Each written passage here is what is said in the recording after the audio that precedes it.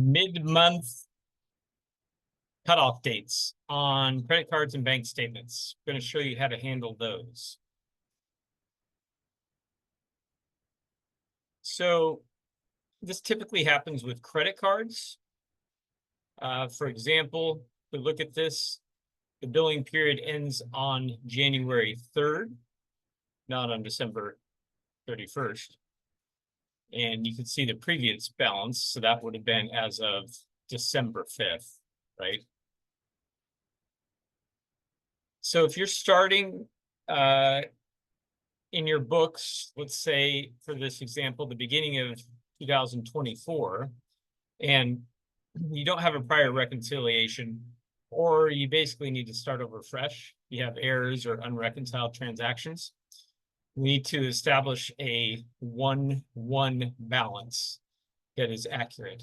And to do that, we need to reflect only the transactions prior to 1-1 and not include those after 1-1.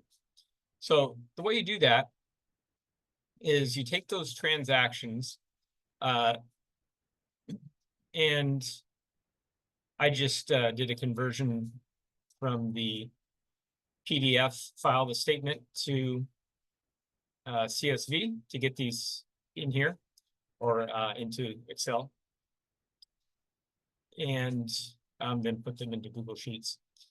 So there's two ways you can do it, and it just depends on how many transactions that you have. In this case, you only have 2 transactions in January, so it makes sense to do that. Do it the method using the January balance and just backing out.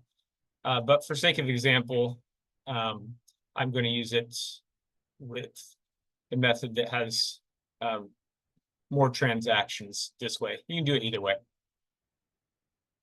So over here, we have the payments or credits.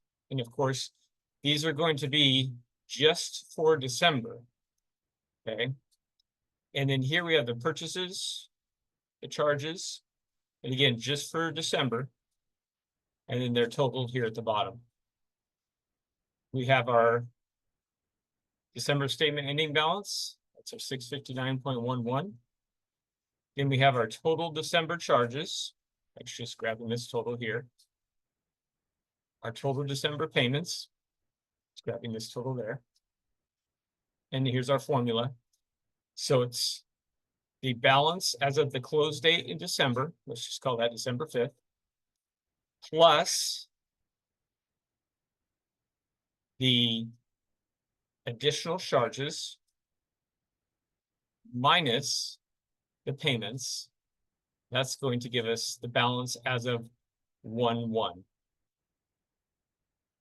And then if you want to put in your current balance in QuickBooks Online, that would be, you can put that here and then figure out your adjustment for your journal entry as a 12/31 or 1-1. So the other way you could do that is, especially since there's only a couple of transactions in January, you could just take the new balance, the 377.51, and then just back out the 2 amounts here. So you'd actually add the payment back in and subtract that back out. Let's see what those 2 together are. Oh, well, that won't work because our pluses minuses are off. But you could get there the same way. Let's just do that as an example too. So you could go 377.51. Let's just make one over here. 377.51.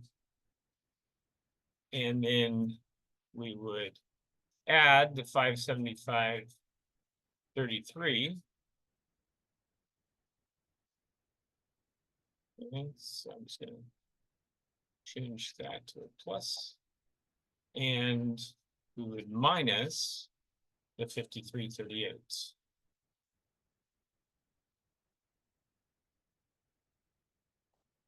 I'm just going to change that to negative. Okay. And that gets us the same thing, 899.46, which is what we got, which is simpler in this case because there's fewer transactions in January. So you could do it either way. I recommend just doing it according to the fewest number of transactions that you need to calculate. So there you go, mid-month cutoff dates.